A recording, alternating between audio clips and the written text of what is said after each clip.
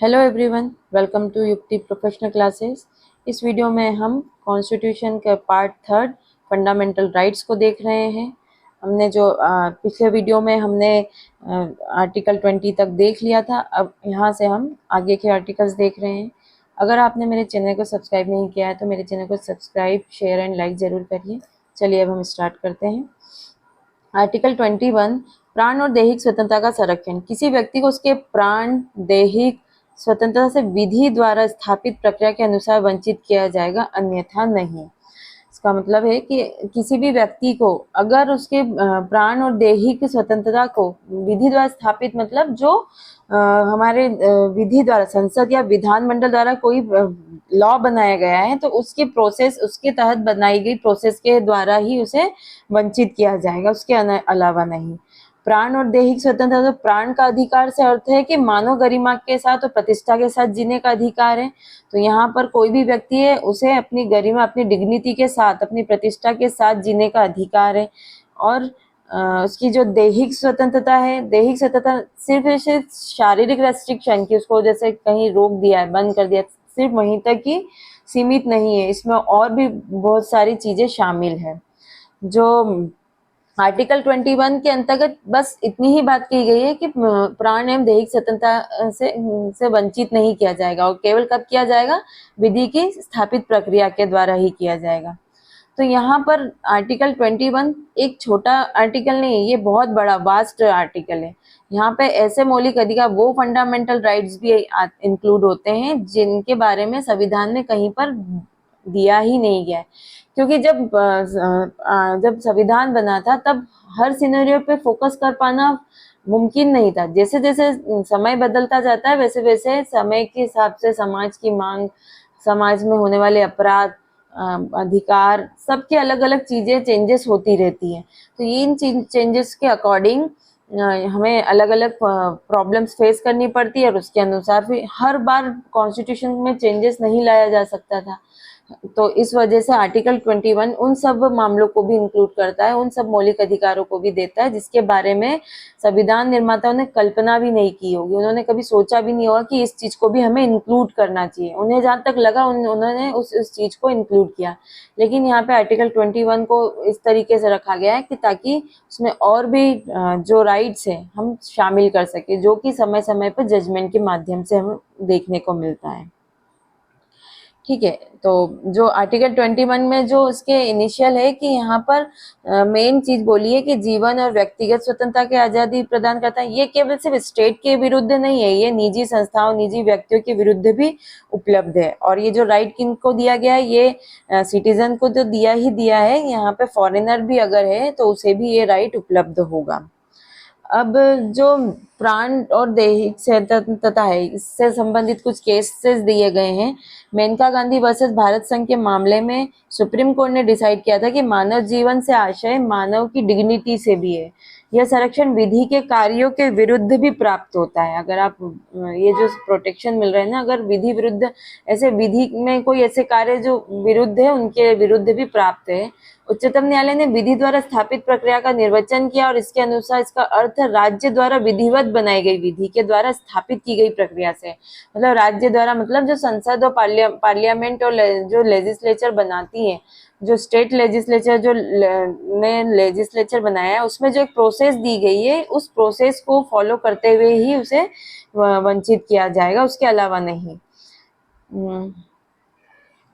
ठीक है, और फिर इससे रिलेटेड आर्टिकल 21 में बहुत सारे हमें केस लॉज देखने को मिलते हैं, जिसमें सबसे पहला है खाना पाने का अधिकार। तो ये जो राइट हमें दिया गया था, People's Union of Civil Liberties versus Union of India के केस में दिया गया था। स्पीडी ट्रायल का अधिकार दिया गया था हुस्न आरा खातून वर्सेस बिहार राज्य में, ये दिया गया था। लाइवलीहुड, जीविका उपार्जन के अधिकार को मानव गरिमा के साथ जीने के अधिकार के अंतर्गत सम्मिलित माना जाता है। मतलब जीविका उपार्जन का जो अधिकार दिया गया है वो हमें ओलेगा तेलेसी वर्सेस बॉम्बे म्यूनिसिपल कॉर्पोरेशन के केस में दिया गया है। आश्रय पाने का अधिकार चमेली देवी वर्सेस उत्तराखंड के मामले में दिया गया है। अंतरराज्यीय अंतरजातीय विवाह का अधिकार, मतलब इंटरकास्ट मैरिज करने का जो राइट मिला है वो लता सिंह वर्सेस उत्तर प्रदेश राज्य में दिया गया है। निजता का अधिकार, राइट ऑफ प्राइवेसी, एकांतता का अधिकार जो है खड़गसिंह वर्सेस उत्तर प्रदेश राज्य के केस में और गोविंद वर्सेस मध्य प्रदेश राज्य में दिया गया है। नेक्स्ट है विदेश जाने का अधिकार है Satwant Singh versus assistant passport officer Delhi के केस में दिया गया है।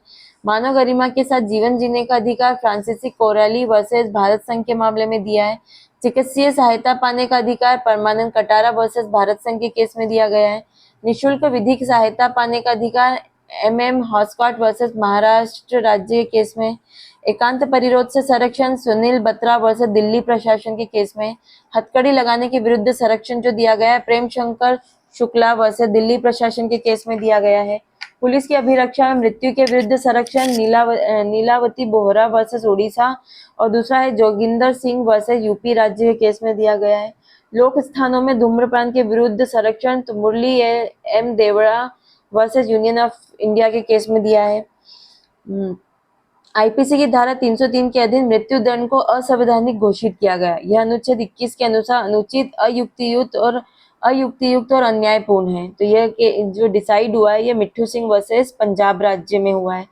अनुच्छेद 21 में नैसर्गिक न्याय भी उपलब्ध है। ये AK गोपालन वर्सेस मद्रास राज्य केस में डिसाइड किया है।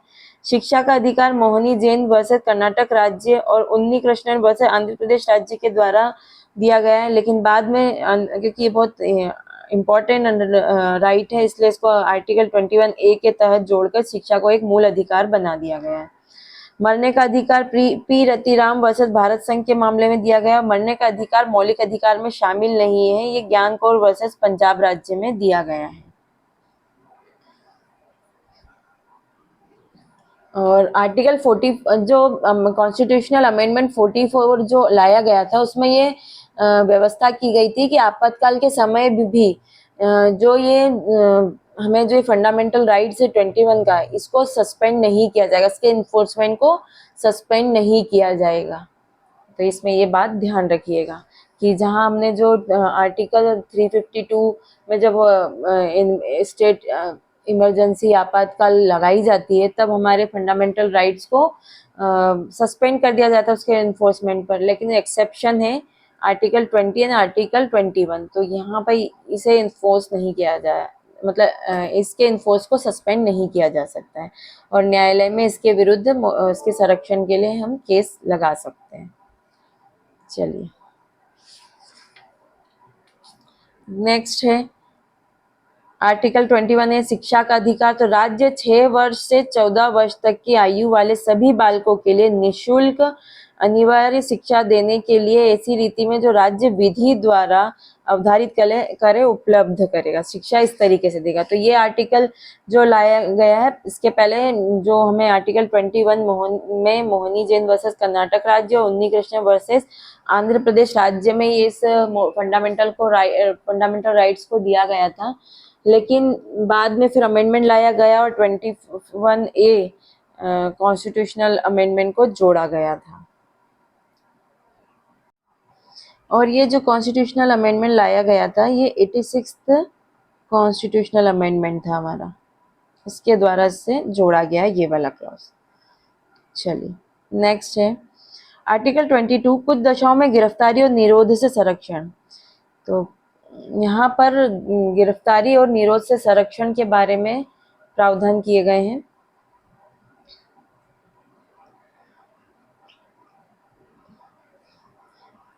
चलिए किसी व्यक्ति को जो गिरफ्तार किया गया है, यहाँ पे बोला गया है गिरफ्तार किया गया है, हाँ यहाँ ये नहीं बोला है कि जिसे दंडित किया गया है या जिसके लिए जिसे पनिश कर दिया गया है, ऐसा नहीं, सिर्फ गिरफ्तार किया गया है। ऐसी गिरफ्तारी के कारणों से यथाशीघ्र अवगत कराए बिना अभिरक्षा में निरुद्ध नहीं रखा जाएगा या अपनी रुचि के विधि व्यवसायी से परामर्श करने और प्रतिरक्षा कराने के अधिकार से वंचित नहीं किया जाएगा। तो यहाँ ये बोला गया है कि यहाँ पे भी ये जो आर्टिकल दिया गया है ये गिरफ्तार किए गए व्यक्तियों के अधिकार से और स्वतंत्रता से संबंधित है। तो जब किसी व्यक्ति को आर्टिकल 21 के अनुसार जो प्राण एवं दैहिक स्वतंत्रता से विधि द्वारा स्थापित प्रक्रिया के अनुसार वंचित किया जाता है तब उसे आर्टिकल 22 द्वारा प्रदत्त अधिकार और स्वतंत्रता उपलब्ध होती है। जब आर्टिकल 21 में अगर उसका कर दिया है विधि की द्वारा स्थापित प्रक्रिया और उसके द्वारा वंचित किया है तो अब उसके जो सेकेंड स्टेज आएगी आर्टिकल 22 आएगा और उसके अंतर्गत उसको राइट्स और कुछ फ्रीडम्स दी गई है वो फॉलो किया जाएगा। तो आर्टिकल 22 में दो चीजें हैं, एक जब सामान्य दंडिक विधि के अंदर उसको पनिश मतलब गिरफ्तार किया जा रहा है और दूसरा होता है एक निवारक निरोध विधि के अधीन, मतलब डिटेंशन वाले जो है उसमें अगर उसको डिटेन करके रखा जाता है तो वहां पर उसके इन दो केसेस में ये प्रोविजंस लागू होते हैं। अब अगर निवारक निरोध के सिवाय अगर किसी भी व्यक्ति को अगर गिरफ्तार किया जा रहा है तो ऐसे गिरफ्तार व्यक्ति को क्या क्या अधिकार प्राप्त हैं, तो उसे सबसे पहले इसमें आर्टिकल 22 सब क्लॉज 1 के अकॉर्डिंग है उसके पास सबसे पहला जो राइट होगा उसे गिरफ्तारी का कारण जानने को गिरफ्तारी का कारण जानने का राइट होगा। तुरंत उसे यथाशीघ्र मतलब जानने का अधिकार होगा और अवगत कराए बिना अभिरक्षा में निरुद्ध नहीं रखा जाएगा और उसे उसकी रुचि के अधीन व्यवसायी से मतलब जो उसको कौन सा वकील रखना है परामर्श लेने के लिए प्रतिरक्षा कराने का एक तो अधिकार होगा और वो अपनी रुचि के हिसाब से ऐसा वकील को देख सकता है रख सकता है। ठीक है, तो उसे बचाव करने का अधिकार होगा। तो फर्स्ट क्लॉज में ये है कि गिरफ्तार व्यक्तियों को क्या क्या राइट मिला है कि उसे गिरफ्तारी के कारण जानने का अधिकार है, उसे अपने रुचि के विधि व्यवसायी से परामर्श लेने का अधिकार है और उसे अपना बचाव कराने का अधिकार है। नेक्स्ट फिर है सब क्लॉज 2 बोलता है प्रत्येक व्यक्ति को जो गिरफ्तार किया गया है और अभिरक्षा में निरुद्ध रखा गया है गिरफ्तारी के स्थान से मजिस्ट्रेट के न्यायालय तक यात्रा के लिए आवश्यक समय को छोड़कर ऐसी गिरफ्तारी से 24 घंटे की अवधि में निकटतम मजिस्ट्रेट के समक्ष पेश किया जाएगा। फिर क्या बोला गया है कि जो गिरफ्तार व्यक्ति है तो उस व्यक्ति को गिरफ्तार किया गया है तब से 24 घंटे के अंदर निकटतम मजिस्ट्रेट के पास उसको प्रस्तुत किया जाएगा और ऐसे व्यक्ति को मजिस्ट्रेट के प्राधिकार के बिना उक्त अवधि से अधिक अवधि के लिए अभिरक्षा में निरुद्ध नहीं किया जाएगा। अगर 24 घंटे से ज्यादा हो गया है और उसको अगर रखना है फिर भी कस्टडी में तो उसके मजिस्ट्रेट के प्राधिकार के द्वारा ही रख सकता है, उसके बिना नहीं रख सकता है। अब है थर्ड क्लॉज है कि ये जो क्लॉज फर्स्ट और सेकंड है ये किस पर लागू नहीं होगी। यहाँ पे ये बताया गया जो अन्य देशी शत्रु है, जो दूसरे देश का जो शत्रु है हमारे देश के लिए शत्रु है और ऐसा व्यक्ति अगर गिरफ्तार किया गया है तो वहां पे उसको ये राइट नहीं दिए जाएंगे। दूसरा, निवारक निरोध का उपबंध करने वाली किसी विधि के अधीन गिरफ्तार या निरुद्ध किया गया हो तो किसी व्यक्ति को मतलब निवारक निरोध के अंतर्गत ये होता है कि अगर आपको ऐसी इंफॉर्मेशन मिली है कि कोई व्यक्ति कोई अपराध करने वाला है, आपको कोई ऐसी इंफॉर्मेशन मिली है तो वहां पर पुलिस क्या करती है कि वो अपराध होने से रोकने के लिए उस व्यक्ति को डिटेन करके रख लेती है, अपने पास रख लेती है ताकि वो अपराध को रोका जाए। छानबीन करके उसे तुरंत रख लिया जाता है अगर क्योंकि अगर ऐसा नहीं रोका जाए तो वो अपराध हो सकता है। तो इसलिए यहाँ पे इस एक्ट के तहत अगर किसी व्यक्ति को गिरफ्तार किया गया, निरुद्ध किया गया तो यहाँ पे इसे ये राइट्स नहीं मिलेंगे। कौन से राइट कि उसे गिरफ्तारी का कारण जानने का अधिकार है, उसे वकील हायर करने का अधिकार है, उसे अपना बचाव करने का अधिकार है, उसे 24 घंटे के अंदर मजिस्ट्रेट के पास प्रस्तुत करा जाएगा और उससे ज्यादा देर तक के लिए नहीं रखा जाएगा। तो ये वाले राइट्स उसे नहीं मिलेंगे। तो इन दो जो पर्सन है इनको नहीं ये राइट मिलेंगे। नेक्स्ट, निवारक निरोध का उपबंध करने वाली कोई विधि किसी व्यक्ति का 3 मास से अधिक, अब अगर ना उसे इस क्लॉज के अंतर्गत निवारक निरोध वाले जो क्लॉज के अंतर्गत उसको रखा है, किसी अपराध को रोकने से पहले उसे डिटेन करके रखा है तो वहां पे उसको 3 महीने से ज्यादा के लिए नहीं निरुद्ध करके रख सकते, मैक्सिमम 3 मंथ के लिए रख सकते हैं। लेकिन अगर 3 मंथ से ज्यादा भी रखना है तो उसके लिए प्रोसेस फॉलो करनी होगी जो पार्लियामेंट एक्ट के थ्रू बताएगी कि क्या प्रोसेस होनी चाहिए, क्या एक्ट बनाएगी और उसके अंतर्गत प्रोसेस दी जाएगी कि कैसे उसे 3 महीने से ज्यादा के लिए डिटेन करके रख सकते हैं। तो ऐसे व्यक्ति जो सलाहकार बोर्ड बनाया जाएगा, इससे सलाह लेकर इनको बताया जाएगा कि इसको 3 महीने से ऐसे एक रिपोर्ट तैयार की जाएगी और यहाँ पे इस बोर्ड को सबमिट किया जाएगा। इस बोर्ड में कौन लोग होंगे, हाई कोर्ट के न्यायाधीश होंगे या न्यायाधीश रिटायर्ड न्यायाधीश होंगे या जो क्वालिफाइड है एक न्यायाधीश के रूप में, हाई कोर्ट के न्यायाधीश के रूप में काम करने के लिए क्वालिफाइड है, ऐसे व्यक्तियों से मिलकर एक सलाहकार बोर्ड बनेगी और जिसमें रिपोर्ट प्रस्तुत की जाएगी कि इसे हमें 3 महीने से ज़्यादा रखना है, तो वहाँ पर फिर वो उस पे विचार विमर्श करेंगे, पर्याप्त कारण होगा तो ही वो इसमें 3 महीने से ज़्यादा के लिए रखने के लिए बोलेंगे। और यहाँ पे जो ये सलाहकार बोर्ड है उसको कौन सी कैसे प्रोसेस फॉलो करनी पड़ेगी, वो प्रोसेस जो पार्लियामेंट एक्ट के द्वारा बताएगी। तो ऐसे व्यक्तियों को जो उच्च न्यायालय के न्यायाधीश है या न्यायाधीश रहे हैं या न्यायाधीश नियुक्त होने के लिए अहरित है, मिलकर बने सलाहकार बोर्ड ने 3 मास की उक्त अवधि की समाप्ति के पहले यह प्रतिवेदन नहीं दिया है कि उसकी राय में ऐसे निरोध के लिए पर्याप्त कारण है, यहाँ पे सफिशिएंट कॉज देना पड़ेगा। परंतु इस उपखंड की कोई बात किसी व्यक्ति का उस अधिकतम अवधि से अधिक अवधि के लिए निरुद्ध किया जाना प्राधिगत नहीं करेगी जो खंड 7 के उपखंड ख के अधीन संसद द्वारा बनाई गई विधि द्वारा विहित की गई है। मतलब यहाँ पे नीचे क्लॉज 7 में दिया है कि किन परिस्थितियों के अधीन किसी वर्ग या वर्ग के मामले में व्यक्तियों को निवारक निरोध का उपबंध करने की विधि के अधीन 3 मास से अधिक, यहाँ पे क्लॉज दे दिए हैं, यहाँ पे बता दिया गया कि किन ग्राउंड्स पे उसको 3 महीने से ज्यादा के लिए निरोध करके रखा जा सकता है, और मतलब सलाहकार बोर्ड की राय के बिना भी निरुद्ध किया जा सकता है। इसमें यहाँ पे संसद एक्ट द्वारा ये डिसाइड करके बताएगी। तो वहां पर ये क्लॉज फिर नहीं होगा। फिर निवारक निरोध का उपबंध करने वाली किसी विधि के अधीन किए गए आदेश अनुसरण में जब किसी व्यक्ति को निरुद्ध किया जाता है, निवारक निरोध के अधीन जो एक्ट बनाया गया है और उसको डिटेन करके रखा गया, तब आदेश करने वाले प्राधिकारी शीघ्र उस व्यक्ति को ये संसूचित करेगा कि वो आदेश किन आधारों पर किया गया है।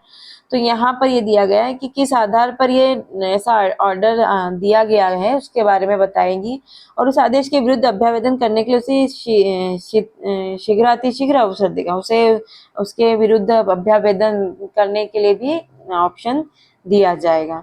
लेकिन अगर ये ऐसा आदेश जो उस खंड में निर्दिष्ट है करने वाले प्राधिकारी के लिए ऐसे तथ्यों को प्रकट करना आवश्यक नहीं होगा जिन्हें प्रकट करना ऐसा प्राधिकारी लोकहित के विरुद्ध समझता है। हाँ, अब अगर उसको ये कारण बता रहे हैं, उसे अभ्यावेदन करने के लिए अवसर दे रहे हैं, तो ये बताना अगर लोकहित में अगर प्राधिकारी को जो ऑफिसर है जिसने अथॉरिटी है जिसने डिटेन करके रखा है उसको लगता है कि लोकहित के विरुद्ध है, तो वो ऐसा उसको अपॉर्चुनिटी नहीं देगा। ये आवश्यक नहीं है कि वो ऐसी अपॉर्चुनिटी दी जाए, उसे कारण बताया जाए, ऐसी कोई अपॉर्चुनिटी नहीं दी जाएगी। तो यहाँ सीधा से ये है कि निवारक निरोध के पहले तो नॉर्मल जो व्यक्ति गिरफ्तार हुए हैं उनके बारे में दे दिया है कि उन्हें क्या राइट दिया गया है, उन्हें गिरफ्तारी का कारण जानने का अधिकार है, अपने रुचि के व्यवसायी से परामर्श और बचाव का अधिकार है, 24 घंटे के अंतर्गत मजिस्ट्रेट के पास समक्ष पेश किए जाने का अधिकार है, और 24 घंटे से अधिक समय मजिस्ट्रेट के प्राधिकार के बिना नहीं रखा जा सकता है। फिर ये जो क्लॉज है, ये जो किसको नहीं बेनिफिट दिया जाएगा, जो अन्य देशी शत्रु है उनको ये अधिकार नहीं दिया जाएगा। निवारक निरोध विधि के अधीन निरुद्ध व्यक्ति उनको नहीं दिया जाएगा। लेकिन जो निवारक निरोध के बारे में ये है कि अगर निवारक निरोध एक तरीके से क्या है, व्यक्ति को अपराध करने से रोकती है, ठीक है। तो यहाँ पे सामान्य न्यायिक प्रक्रिया द्वारा केवल संदेह के आधार पर अपराध करने के पूर्व गिरफ्तार कर लिया जाता है, तब वहां पे क्या प्रोसेस लागू होगी कि उसे 3 महीने तक के लिए निरुद्ध किया जा सकता है निवारक निरोध के लिए, लेकिन और उसे यथाशीघ्र गिरफ्तारी का आधार बताया जाएगा और उसे रिप्रेजेंटेशन अभ्यावेदन का भी अवसर दिया जाएगा। लेकिन अगर जो प्राधिकारी है उसे लगता है कि ऐसा करना आवश्यक नहीं है, तो वो ऐसा राइट उसको नहीं दिया जाएगा, ठीक है, मना कर सकता है। और अगर 3 महीने से ज्यादा के लिए अगर उसे निरुद्ध करना है तो यहाँ पर उसे सलाहकार बोर्ड से कोई पर्याप्त कारण देते हुए एक प्रतिवेदन देना होगा, और इस सलाहकार बोर्ड में हाई कोर्ट के न्यायाधीश होंगे, या तो रिटायर्ड होंगे या काम कर रहे हैं या क्वालिफाइड हो, ऐसे ऐसे जजेस की एक सलाहकार बोर्ड होगी, उनको ये प्रतिवेदन दिया जाएगा और उन्हें लगता है पर्याप्त कारण लगते हैं तो वो उसे 3 महीने से ज्यादा डिटेन करने के लिए अनुमति दे सकते हैं। और ऐसा व्यक्ति संसद द्वारा इसके बारे में निर्मित विधि के अधीन गिरफ्तार किया गया। यहाँ पे जो प्रोसेस बताई जाएगी पार्लियामेंट उसके लिए प्रोसेस बताएगा। और बस, और 7 क्लॉज जो दे रखा है उसमें ये बताया कि किन परिस्थिति और किन मामलों में सलाहकार बोर्ड की राय के बिना भी 3 माह से अधिक अवधि तक निवारक निरोध के अधीन निरुद्ध किया जा सकता है। मतलब यहाँ सलाहकार बोर्ड से राय लेने की जरूरत नहीं है, पार्लियामेंट ने ऐसा एक्ट बनाएगा या बना रखा है जिसके अंतर्गत ये कारण दे रखे हैं कि इन कारणों में 3 माह से अधिक भी वो रख सकते हैं। निवारक निरोध विधि के अधीन कोई व्यक्ति किन मामलों में कितनी अधिकतम अवधि तक निरुद्ध किया जा सकता है, इसके बारे में होगा। संसद विधि बनाएगी और सलाहकार बोर्ड द्वारा राय देने के लिए भी की जाने वाली जो जांच अपनाई जाएगी वो भी संसद अपनी प्रक्रिया द्वारा बनाएगा। चलिए, ये था आर्टिकल 22। अब है शोषण के विरुद्ध अधिकार। तो शोषण के विरुद्ध अधिकार में कौन कौन सा आर्टिकल शामिल है? आर्टिकल 23 और 24। शोषण के विरुद्ध तो मानव के दुर्व्यापार और बलात्श्रम का प्रतिषेध। तो ये बोला गया है कि उससे कोई उसका दुर्व्यापार नहीं किया जाएगा और जो उससे काम कराया जा रहा है जबरदस्ती, वो उसके लिए रोक दी गई है। तो मानव का दुर्व्यापार, बेगार तथा इस प्रकार के अन्य बलात्श्रम प्रतिषिद्ध किया गया है, ये रोका गया है, हमें मना किया गया है। इस उपबंध का कोई भी उल्लंघन होगा, अगर इसका वायलेशन होगा, किसी के साथ मानव का दुर्व्यापार किया है, बेगार किया है या बलात्श्रम किया गया है, तो ये अपराध होगा, इसको अपराध बताया गया है और विधि के अनुसार ये दंडनीय होगा। ठीक है, यहाँ पे क्लियरली बोल दिया गया है कि ये अपराध होगा। अगर इस आर्टिकल का उल्लंघन होता है, वायलेशन होता है, तो इसको अपराध की कैटेगरी में डाला है और ये दंडनीय होगा। मतलब एक्ट, इसके लिए पार्लियामेंट एक्ट बनाएगी और उस एक्ट के तहत, जैसे हमारा आईपीसी में दिया है ट्रैफिकिंग वाला आर्टिकल, जो पुराना वाला था, उसमें आर्टिकल 370 सेक्शन 370 में दिया गया था कि ह्यूमन ट्रैफिकिंग के लिए क्या पनिशमेंट है, क्योंकि वो अपराध है तो उसे एक्ट के तहत वहां पे बताया गया। अब दूसरा क्लास बोलता है कि अगर हाँ, राज्य अगर सार्वजनिक प्रयोजन के लिए किसी पर कोई सर्विस अधिरोपित करता है तो वो कर सकता है। ठीक है, वहां पे ऐसा नहीं है कि वो वायलेशन माना जाएगा। तो इस अनुच्छेद की कोई भी बात राज्य को सार्वजनिक प्रयोजन के लिए अनिवार्य सेवा अधिरोपित करने से निवारित नहीं करेगा। वो ऐसे उनसे काम करा सकता है, सर्विस बोल सकता है। अगर आपकी इच्छा नहीं भी है, लेकिन वहां से आपको दिया है ऑर्डर कि आपको ये राज्य के हित के लिए है, सार्वजनिक प्रयोजन के लिए करना पड़ेगा, तो आपको करना पड़ेगा। ऐसी सेवा अधिरोपित करने में राज्य केवल धर्म, मूलवान जाति या वर्ग या इनमें से किसी के आधार पर कोई विभेद नहीं करेगा। ये इस हिसाब से सर्विसेज नहीं अप्लाई करेगा, इन लोगों को ही दूंगा मैं, मतलब स्टेट देगा, ऐसा कुछ नहीं होगा। यहाँ पे कोई इन आधार पर डिस्क्रिमिनेशन नहीं किया जाएगा, वो किसी को भी दे दिया जा सकता है। नेक्स्ट आर्टिकल है आर्टिकल 24, कारखाना आदि में बालकों के नियोजन का प्रतिशत।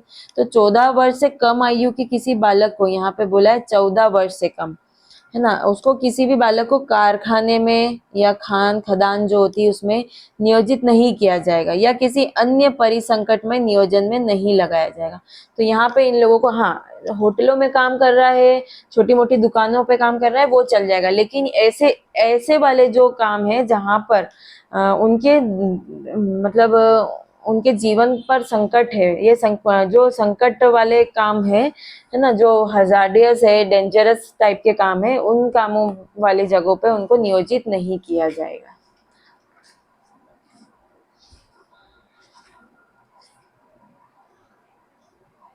तो इस आर्टिकल का मेन उद्देश्य क्या है कि जो बच्चे हैं वो कम उम्र के होते हैं, तो उनके स्वास्थ्य की रक्षा की जा सके तथा आर्थिक तंगी के कारण उनको किसी ऐसे कामों में जाना पड़ता है, मजबूर हो किया जाना हो जाता है कि जो उनकी आयु और शारीरिक क्षमता के अनुरूप ना हो। तो इससे प्रोटेक्शन दिलाने के लिए, क्योंकि उन्हें तो समझ नहीं है कि इन्हें मुझे ये काम करना चाहिए या नहीं करना चाहिए, और सस्ते में काम मिल जाता है, मतलब करवाने वाले सस्ते में उन्हें रख लेते हैं, उनके जान की परवाह भी नहीं करते, उनके विकास पर क्या असर होगा इस पर परवाह नहीं करते हैं। इसलिए इसको कंपलसरी एक फंडामेंटल राइट्स में डाला गया है कि उनको ऐसी जगहों पे नहीं लगाया जाएगा, ताकि उनके सर्वांगीण विकास पर रोक ना लग सके, अवसर मतलब बाधित ना हो सके। चलिए, नेक्स्ट हमारा है धर्म की स्वतंत्रता का अधिकार। तो हमने ये देखा था कि हमारा देश धर्म निरपेक्ष है, कि इसके कोई पर्टिकुलर धर्म नहीं, वो सभी को समान सम्मान देता है और कोई पर्टिकुलर पर विशेष ध्यान नहीं देता ऐसा धर्म, और हर किसी के पास स्वतंत्रता है अपने हिसाब से धर्म को मानने की, उसको प्रचार प्रसार करने की। तो ये जो हमें धर्मनिरपेक्ष का जो राइट मिला है, जो धर्मनिरपेक्ष का जो है, इसके बारे में जो हमें राइट्स दिए गए हैं आर्टिकल 25 से लेकर आर्टिकल 28 तक, हमें इसके बारे में प्रावधान दिए गए हैं। चलिए, तो यहाँ पे ये दिया है लोक व्यवस्था, सदाचार और स्वास्थ्य स्वास्थ्य तथा इस भाग के अन्य उपबंधों के अधीन रहते हुए, इन तीनों को ध्यान में रखते हुए सभी व्यक्तियों को अंतःकरण की स्वतंत्रता का और धर्म के अबाध रूप से मानने, आचरण करने और प्रचार करने का समान हक है। सभी को इक्वल राइट है, वो अपने हिसाब से जिस धर्म को मानना चाहते हैं, उसको प्रमोट करना चाहते हैं, उसका प्रचार करना चाहते हैं, उसके हिसाब से आचरण करना चाहते हैं, सभी को समान हक है। ठीक है। दूसरा, इस अनुच्छेद की कोई बात किसी एक ऐसे विद्यमान विधि के प्रवर्तन पर प्रभाव नहीं डालेगी या राज्यों को ऐसी विधि बनाने से निवारित नहीं करेगी जो धार्मिक आचरण से संबंध किसी आर्थिक, वित्तीय, राजनीतिक या अन्य लौकिक क्रियाकलाप का विनियमन या निर्बंधन करती है। तो यहाँ दूसरा ये भी दिया है कि राज्य को ऐसी विधि बनाने से रोक नहीं है कि जो पर्टिकुलर किसी धार्मिक आचरण से संबंधित हो, वो वहाँ पे विधि बना सकती है जो आर्थिक, वित्तीय और राजनीतिक या अन्य लौकिक क्रियाकलापों के विनियमन या निर्बंधन करती। तो इससे रिलेटेड अगर राज्य कोई विधि बनाना चाहता है तो बना सकता है।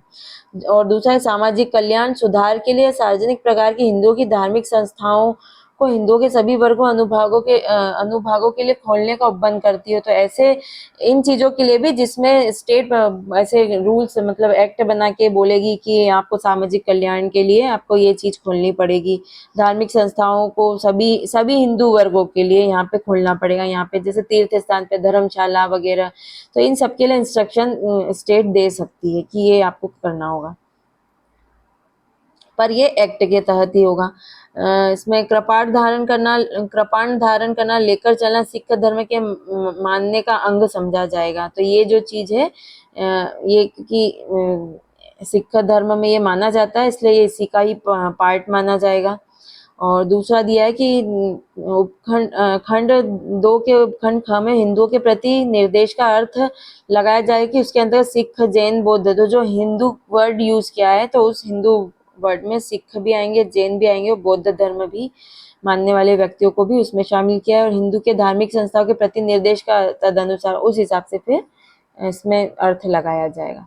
नेक्स्ट है धार्मिक कार्यों के प्रबंध की स्वतंत्रता, आर्टिकल 26। तो यहाँ बोला है कि जो भी आप धार्मिक संस्था खोलने चाहते हो तो आप खोल सकते हो, उसका मैनेजमेंट कर सकते हो, उससे संबंधित आप उसके नाम से प्रॉपर्टी ले सकते हो, बेच सकते हो, उसके लिए फंडिंग कहाँ से ला सकते हो, उससे रिलेटेड जो भी प्रोविजन है वो सब कर सकते हैं।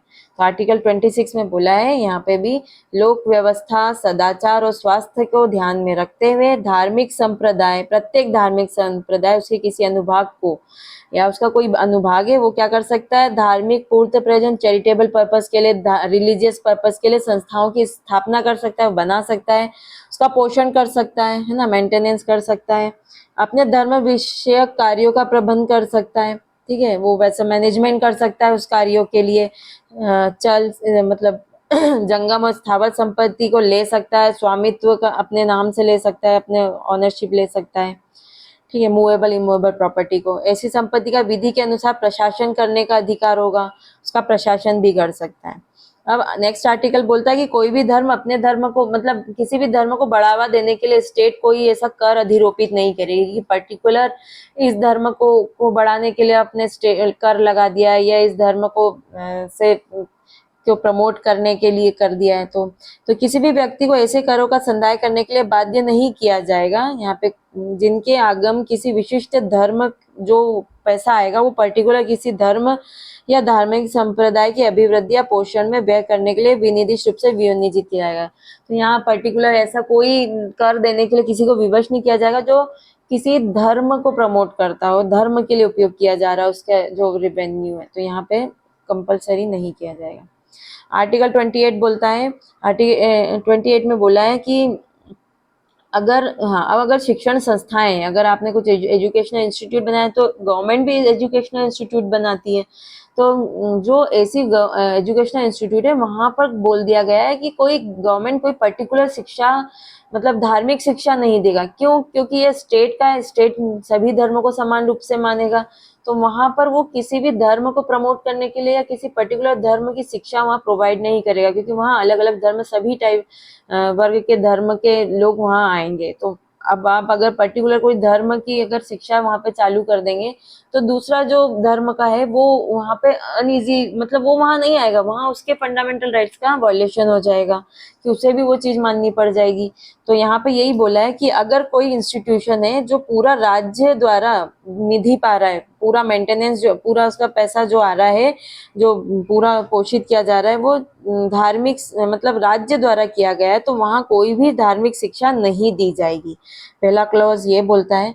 दूसरा बोलता है कि ऐसी कोई शिक्षा संस्था को लागू नहीं होगी, पहले वाली जो बात है, जो जिसका प्रशासन राज्य करता है, किंतु जो किसी ऐसे विन्यास जो पर्टिकुलर किसी धार्मिक शिक्षा का या जो ऐसे ट्रस्ट बनाए गए, स्थापित किए गए हैं कि वो धार्मिक शिक्षा देने के लिए ही बनाया गया है ना, तो वहां, और वो क्या है, जहां पर प्रशासन कौन कर रहा है, उसका राज्य कर रहा है, तो वहां पे फर्स्ट वाला क्लॉज लागू नहीं होगा वहां, क्योंकि वो पर्टिकुलर बनाया ही गया है ट्रस्ट या स्कूल या इंस्टीट्यूट कि उस टाइप की एजुकेशन देना है, धार्मिक एजुकेशन देना है, तो वहां पर इस पर ये लागू नहीं होगी। तीसरा पॉइंट बोलता है राज्य मान्यता प्राप्त राज्य निधि से सहायता पाने वाली शिक्षा संस्था में उपस्थित होने वाले किसी व्यक्ति को ऐसी संस्था में दी जाने वाली धार्मिक शिक्षा में भाग लेने के लिए या ऐसी संस्था में उससे संलग्न स्थान में की जाने वाली धार्मिक उपासना में उपस्थित होने के लिए तब तक बाध्य नहीं किया जाएगा जब तक कि उस व्यक्ति ने या यदि वह अवयस्क है तो उसके संरक्षक ने उसके लिए अपनी सहमति नहीं दी हो। तो अब यहाँ पे ऐसा है कि कोई ऐसी शिक्षण संस्था बनाई गई है, ठीक है, जहाँ पे धार्मिक शिक्षा तो है, मतलब पर धार्मिक शिक्षा दी जा रही है ना, तो वहां पर कोई दूसरे धर्म का व्यक्ति है और अगर वो उस धर्म को नहीं मानना चाहता है, वो उसकी उपासना या प्रार्थना में नहीं आना चाहता है, तो उसको विवश नहीं किया जाएगा।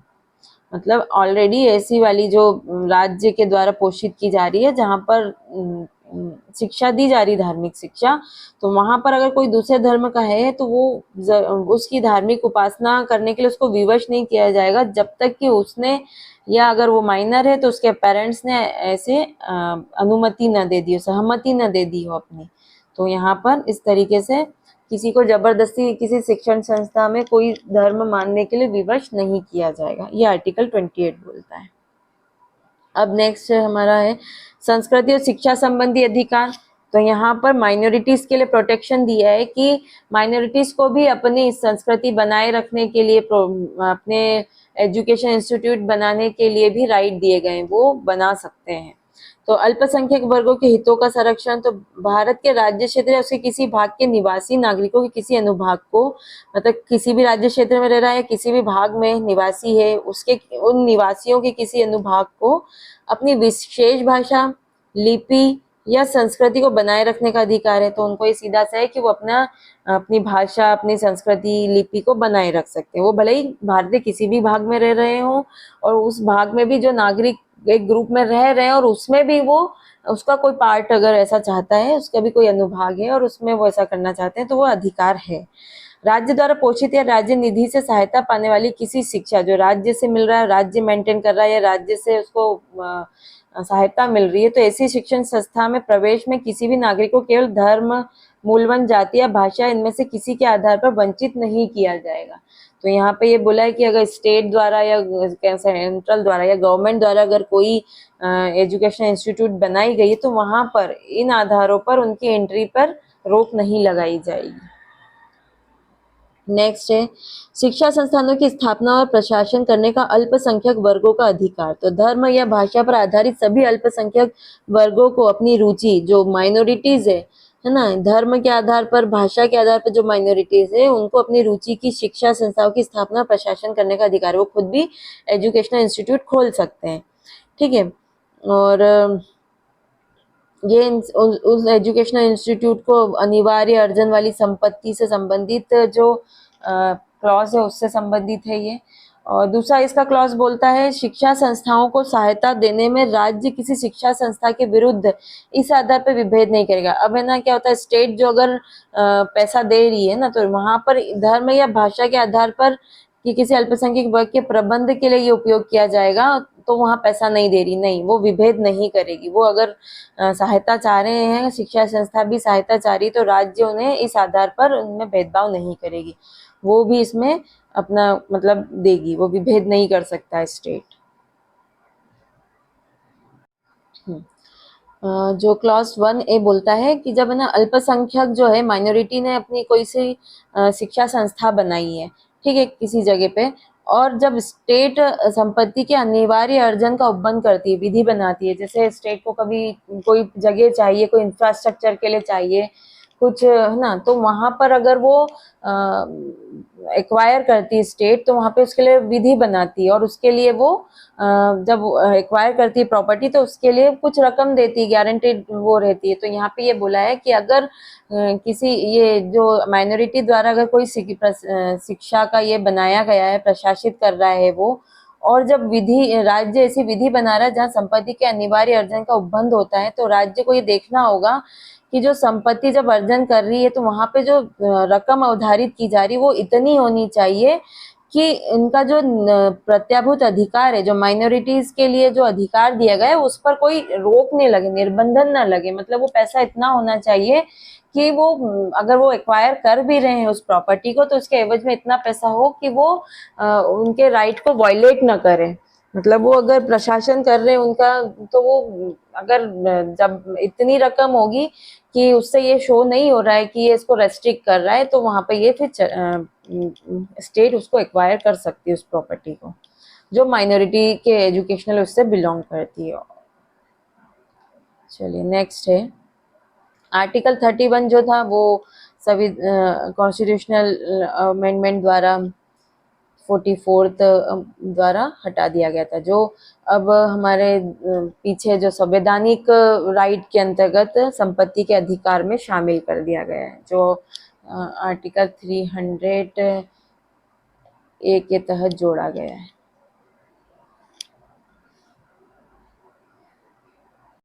नेक्स्ट है आर्टिकल 32 संवैधानिक उपचारों का अधिकार। ये भी हमें एक फंडामेंटल राइट्स है कि अगर हमारे फंडामेंटल राइट्स का वायलेशन होता है तो उसे कोर्ट में जाके इन्फोर्स कराया जा सकता है। इस आर्टिकल में जो इन्फोर्समेंट हो रहा है,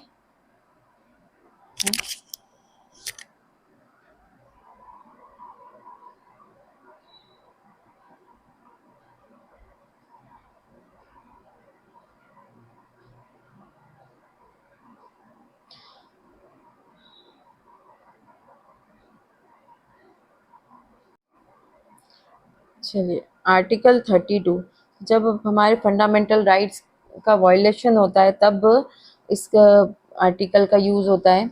यहाँ पे पावर जो दी है सुप्रीम कोर्ट को दी गई है, जहाँ पर अगर कोई नागरिक है जिसके फंडामेंटल राइट्स का वायलेशन हो रहा है तो वो सुप्रीम कोर्ट में जाकर अपने राइट का इन्फोर्समेंट करा सकता है। चलिए देखिए, इस भाग द्वारा प्रदत्त अधिकार को प्रवर्तित कराने के लिए समुचित कार्रवाइयों द्वारा उच्चतम न्यायालय में समावेदन करने का अधिकार प्रत्याभूत किया है। तो यहाँ गारंटी की गई है कि यहाँ आप कोर्ट में जाके, सुप्रीम कोर्ट में जाके अपने इसको इन्फोर्स करा सकते हैं।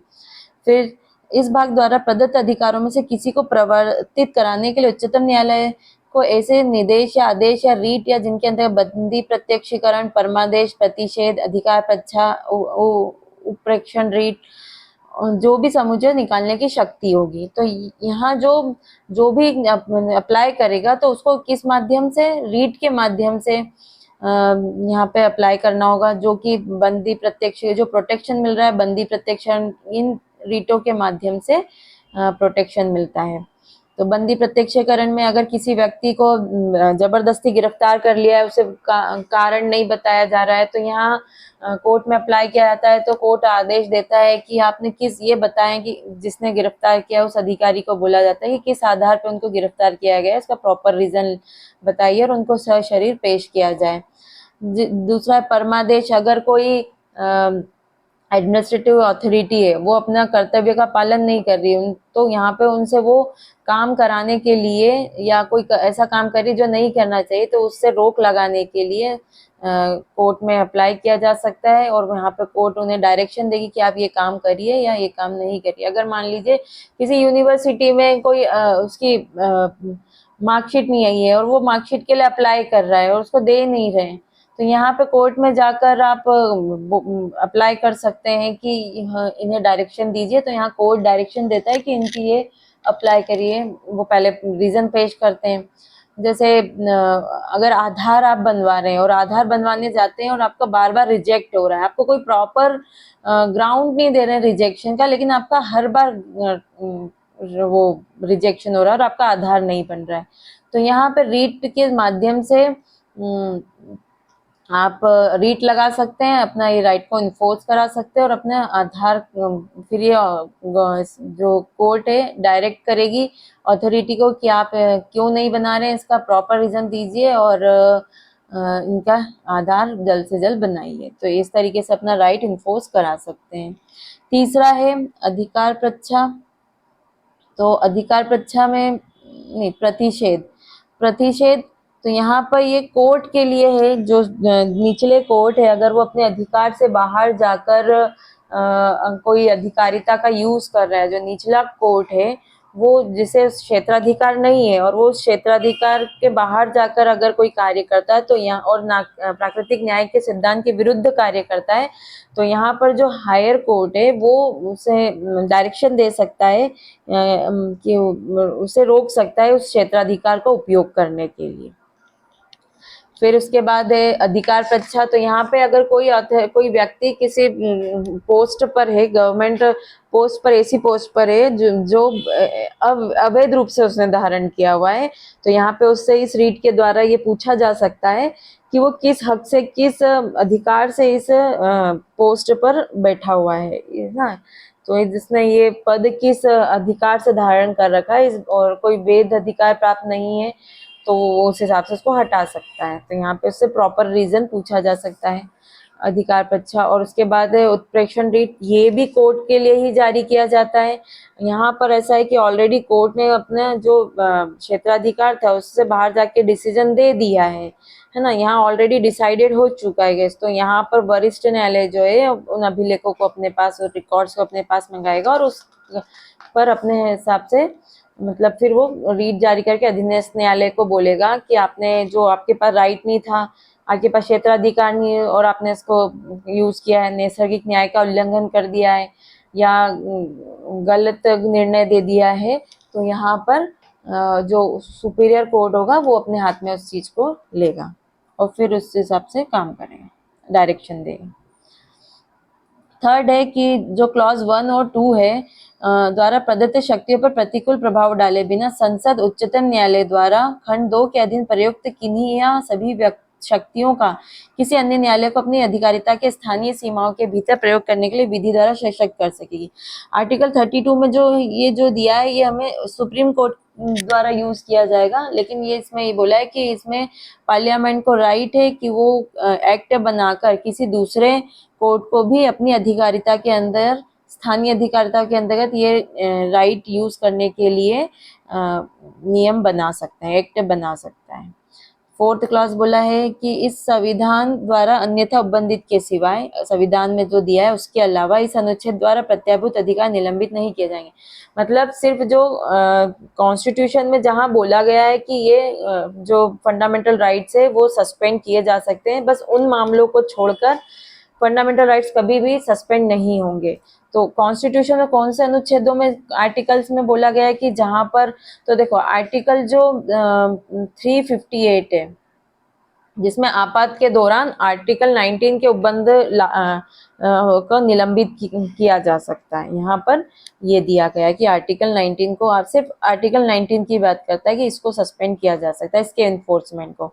और जो आर्टिकल 359 है, 359 इसमें बोला गया है कि एक्सेप्शन मतलब आर्टिकल 20 और 21 को छोड़कर बाकी जितने भी फंडामेंटल राइट्स है उसको आपात के दौरान निलंबित किया जा सकता है।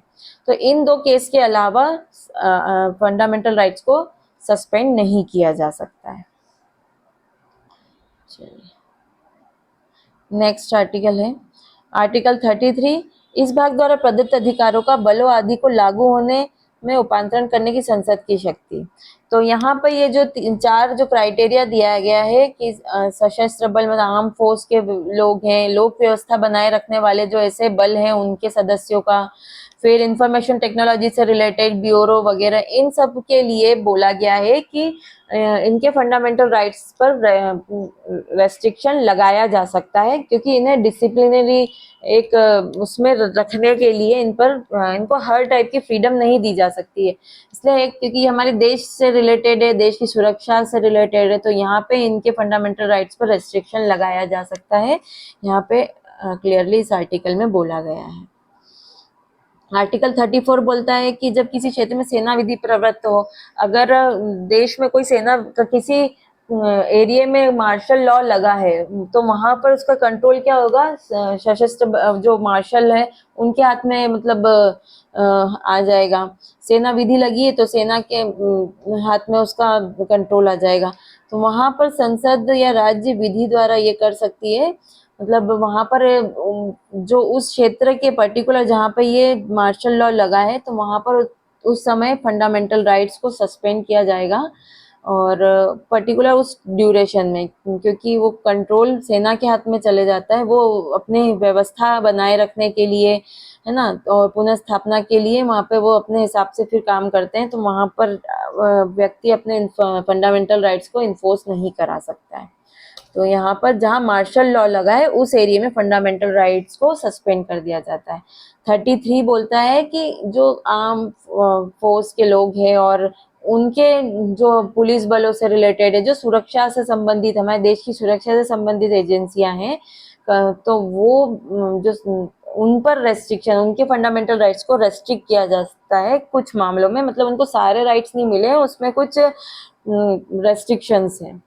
और 35 आर्टिकल 35 बोलता है कि इस एक्ट में जहाँ पर भी ये यूज हुआ है कि संसद विधि द्वारा बना सकती है या जैसा भी विहित किया जाए, तो यहाँ पर संसद को पावर दी गई है कि वो एक्ट बनाए आर्टिकल 35 के लिए, मतलब मैं दिया है कि फंडामेंटल राइट्स से रिलेटेड जो भी उन्हें एक्ट बनाने के लिए में ही प्रोविजन दिया गया है, तो वो एक्ट बनाए और उसके अनुसार काम करें।